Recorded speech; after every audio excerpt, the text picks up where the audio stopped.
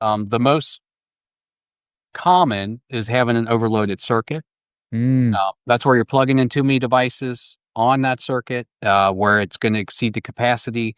We've spoken before, or we talked about 15 amp breakers versus 20 amp breakers versus 30s, and then you get into two poles, and that's a whole other topic. But if you are putting in a device, in a very common one, and the example I like to use a lot is talking about heaters.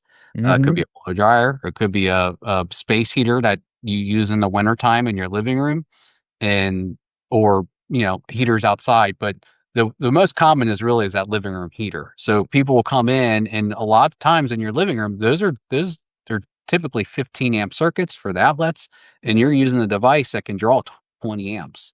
So that heat, now some of the newer ones don't draw as much, but majority of the heat will pull 20 amps, and that can melt that outlet, and you don't want your outlet to melt.